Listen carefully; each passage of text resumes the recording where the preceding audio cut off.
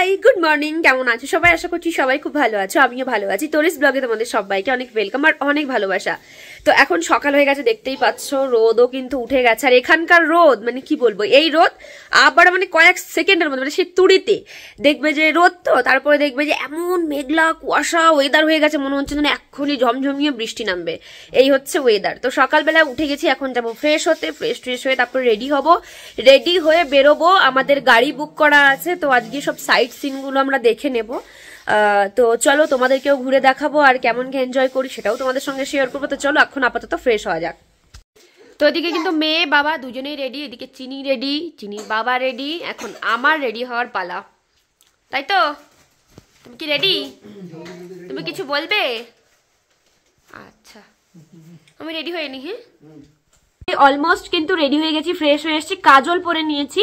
এবার জাস্ট ড্রেসটা করবো আর হচ্ছে ফেসটা একটু রেডি করে নেব। ফেসে জাস্ট কিছুই না, খুব হালকা ফুলকা কিছু ইউজ করব। যেহেতু তোমরা জানো প্রচুর ঘোরাফেরা করি, আর তোমরাও প্রচুর কমেন্ট করো, দিদি তোমার স্কিনটা এত কি করে ভালো থাকে, এত গ্লো কি করে করে।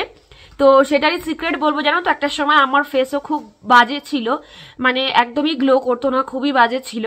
তো মানে বিভিন্ন রকম ক্রিম আমি ইউজ করেছি, সিরাম ইউজ করেছি। তো সেটাতে কি হতো, কিছু দিনের জন্য স্কিনটা ভালো থাকতো, আবার পরে যা তা, মানে সেটা না পার্মানেন্ট ছিল না। তারপরে আমি অনেক রিসার্চ করে করে করে করে ফাইনালি আমি একটা প্রোডাক্টের সন্ধান পেয়েছি, একটা সিরাম।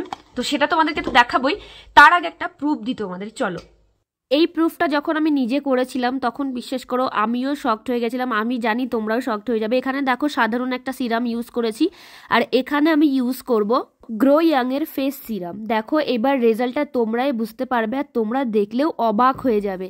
মানে তোমরাও যখন এই সিরামটা ইউজ করবে না, এই টেস্টটা করবে, দেখবে তোমাদেরও কিন্তু সেম রেজাল্ট বেরোবে। প্রুফটা তো তোমরা দেখতেই পারলে, এবার তোমাদেরকে দেখাবো যে আমি কি সিরাম ইউজ করি যার জন্য আমার ফেসটা এত গ্লো করে। আমি বিগত কয়েক মাস ধরে ইউজ করছি গ্রো ইয়াং এর এই face serum goodness of turmeric and aloe vera. ব্যবহার করার পর কিন্তু একেবারে ম্যাজিকের মতো কাজ করেছে। যেহেতু আমি এত ভালো রেজাল্ট পেয়েছি, তাই ভাবলাম তোমাদের সঙ্গেও শেয়ার করি। আর তোমাদেরও অনেকেরই জানার ইচ্ছা ছিল, যেহেতু আমি প্রচুর ঘোরাঘুরি করি কাজের জন্য, আমাকে বাইরে বেরোতে হয়, রোদে বেরোতে হয়, তো তাই জন্য কিন্তু এই সিরামটা আমি অবশ্যই ব্যবহার করি। দেখো যেহেতু আমি বেরোবো, তাই খুব শর্ট টাইমের মধ্যে কিন্তু এটার বেনিফিটস আমি তোমাদেরকে জানাচ্ছি, আর কিভাবে কি ইউজ করবে সবটাই তোমাদেরকে একদম ছোট্ট করে বোঝাচ্ছি। এটা ইমপ্রুভ করে তোমার স্কিনকে, রিডিউস করে fine lines and wrinkles anti aging ফর্মুলাতে। এই সিরামটা কিন্তু একেবারে কেমিক্যাল ফ্রি, একেবারে ন্যাচারাল ইনগ্রেডিয়েন্টস দিয়ে তৈরি। এর মধ্যে রয়েছে গ্লাইসিড অ্যাসকোরাবিট নামক একটি জিনিস, যেটা আমাদের স্কিনকে আরো বেশি উজ্জ্বল এবং ফর্সা করে তোলার জন্য সাহায্য করে। আছে এর মধ্যে টার্মারিক, যা আমাদের স্কিনকে হাইড্রেট রাখে, পাশাপাশি নারিশিংও রাখে। আর অ্যালোভেরা আমাদের স্কিনে যে সমস্ত র্যাশের প্রবলেম থাকে, অনেক সময় দেখবে ইচিং হয়, সেই প্রবলেমগুলোকে রিমুভ করতে সাহায্য করে। দেখো আরো ভালো করে বোঝানোর জন্য আমি একটু হাতে অ্যাপ্লাই করে তোমাদেরকে একদম ক্লোজলি দেখাচ্ছি যে কতটা কার্যকরী একটা প্রোডাক্ট। দেখো আমি হাতে জাস্ট 2 ড্রপ নিয়েছি, নেওয়ার পর দেখো ডিফারেন্ট তোমরাই দেখতে পারবে। একটা হাতে আমি লাগিয়েছি, একটা হাতে কিন্তু লাগাইনি। আশা করি আমি তোমাদের বোঝাতে পারলাম। এবার তোমরা অনেকেই প্রোডাক্টের লিঙ্ক চাইবে, লিঙ্ক আমি ডিসক্রিপশনে দিয়ে রেখেছি। আর হ্যাঁ, এটা তোমরা পারচেস করতেই পারো, কেননা এটা কিন্তু খুবই বাজেট ফ্রেন্ডলি। তো চলো একদম ফুল রেডি হয়ে বেরোনো যাক। বেরিয়ে তোমাদের সঙ্গে দেখা করছি, অলরেডি অনেকটা লেট হয়ে গেছে।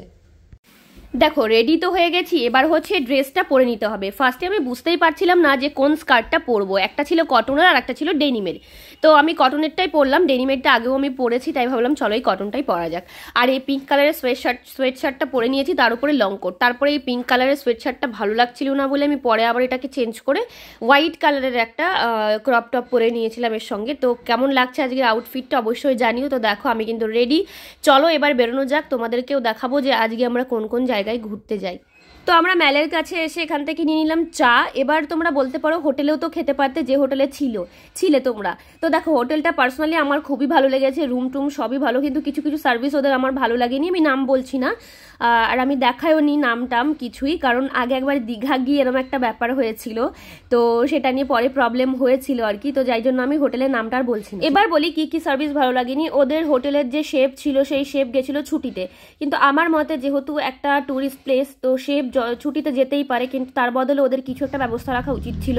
ওখানে চাটা সেভাবে পাওয়া যাচ্ছিল না, খাবার অর্ডার দিলে অনেক লেট করে আসছিল, তারপরে ল্যান্ডলাইন খারাপ ছিল, তারপরে একদিন গিজার চলছিল না, বুঝতে পারছো এখানে জলে টাচ করলে কারেন্টের মতো শক দিচ্ছিল, এরকম অবস্থা। তো এই সমস্ত জিনিসগুলো আমার একদমই ভালো লাগেনি। বাদবাকি রুম টুম সমস্ত কিছুই ওদের ভালো ছিল, এই সার্ভিসগুলো ওদের আমার ভালো লাগেনি। তো যাই হোক, প্রথমে আমরা জুতে চলে এসেছিলাম, ওখানে একটা গাড়ি আমরা ঠিক করেছিলাম। তো তারপর ফার্স্টে ছিলাম জুতে, এটা আসা শুধুমাত্র চিনির জন্য। তারপরে ওখান থেকে চলে গেলাম আমরা এই যে টি গার্ডেনে। ওখান থেকে এই যে এই ড্রেসগুলোকে আমি কি বলে জানি না, তবে সবাই আসলে পরে, তাই আমিও পরলাম কিছু ছবি ক্লিক করার জন্য আর কিছু ভিডিও তোলার জন্য। তো এই যে ওদের দুটো কালার অপশন ছিল, একটা রেড আর ব্লু, তো দেখছিলাম এখানে সবাই রেডই পরেছে, তাই ভাবলাম চলো আমি ব্লুই পরি।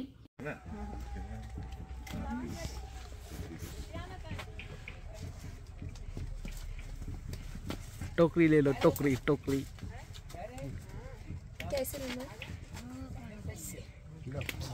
দেখো দার্জিলিং নিঃসন্দেহে ভীষণ সুন্দর জায়গা, কিন্তু আমি এখানকার ঠান্ডাটা সহ্যই করতে পারছিলাম না, যার জন্য কিন্তু আমার ভালোই লাগেনি। মানে আমি শুয়ে খেয়ে কোনোটাতে শান্তি পাইনি, এতটা পরিমাণে ঠান্ডা ছিল। জানি এখন একদল মানুষ সেখানে কমেন্ট করতে আসবে, দেখো এটা বুঝতে হবে যে সবার চয়েস কিন্তু সমান নয়। আমি যখন বলেছিলাম গোয়া ঘুরতে গেছিলাম বা দীঘা, তখন আমি বলেছিলাম সমুদ্র আমার বেশি পছন্দ। অনেকেই সেখানে খুব নেগেটিভভাবে বলেছিলে যে জীবনে পাহাড়ে যাওনি, যাও দেখো পাহাড়ের প্রেমে পড়ে যাবে। আবার কিছু লোক ভালোভাবে বলেছিলে, কিছু লোক এমনভাবে বলছিলে মানে কি আর বলবো, তারা মানে না কি হয় বলো তো, তাদের পছন্দগুলো অন্যদের ওপরে চাপিয়ে দিতে চায়, যেটা একদমই উচিত নয়। সবার পছন্দ সমান নয়। আমার যেরকম হোয়াইট কালার পছন্দ, তোমারও কি ওই সেমই হতে হবে? এই কথাটা একটু বলো তো। তাই জন্য আগের থেকে কেউ এরকম ফালতু কমেন্ট করতে আসবে না। আমি পাহাড়ও ঘুরলাম, আমি সমুদ্রও ঘুরলাম, কিন্তু আমাকে যদি জিজ্ঞেস করা হয় আমি অবশ্যই সমুদ্রটাই চুজ করব, আমার সবসময় পছন্দের। আমি আগেও বলেছি, আর আগেও আমি টুকটাক পাহাড় ঘুরেছি, তবে দার্জিলিং আসা হয়নি, আমি এটা আগেও বলেছি। তখন আমি ভিডিও করতাম না, বিয়ের আগেও আমি অনেক ঘুরেছি বাবা মায়েদের সাথে, তখন তো আর কোনো এরকম ফোন টোন ছিল না যে ছবি তুলে রাখবো বা এরকম কিছু। তো যাই হোক, আমি আমার বরের সঙ্গে ঝগড়া করতে করতে এসছি, মানে ওখানে থাকাকালীন আমি ঝগড়া করেছি যে আমাকে প্লিজ দয়া করে তুমি এই ঠান্ডার জায়গাতে আমাকে আর নিয়ে আসবে না। প্রচণ্ড কষ্ট হয়েছে, বিশ্বাস করো। এই মাথায় যন্ত্রণা, ঠান্ডা লাগা, ঢোক গিলতে পারছি না, তারপরে ছোট বাচ্চা, আমার চিনিও কিন্তু যথেষ্ট কষ্ট পেয়েছে। মানে এটা ঘোরার থেকে নিজেদেরকে শাস্তি দেওয়াটা বেশি হয়ে গেছে, মানে কি বলবো। অনেকে এবার বলবে যে তাহলে বরফের জায়গায় গিয়ে কি করবে, মানে সিমলা মানালি এই সমস্ত জায়গায় গিয়ে।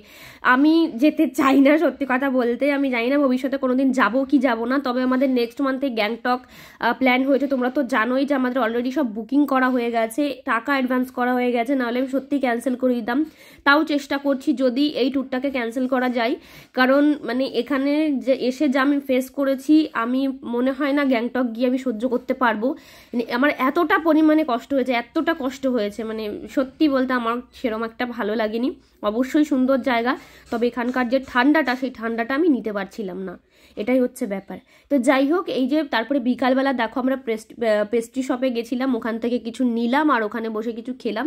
এতটাই ঠান্ডা ছিল যে কেকগুলোর যে সফটনেস ব্যাপারটা ছিল সেটা কিন্তু একদম উড়ে গেছে। তো দেখো সারা দিন কিন্তু ঘুরে টুরে আমি ঘরে এসছি, আর দেখো আমার স্কিনটা কিন্তু একদম মানে যেভাবে বেরিয়েছিলাম সকালবেলা একদম সেই রকমই আছে, একদম দেখো কত সুন্দর গ্লো করছে। আরও আমি অনেকটা সময় বাইরে কাটিয়ে আসতে পারবো, এরকমটাই হচ্ছে ব্যাপার।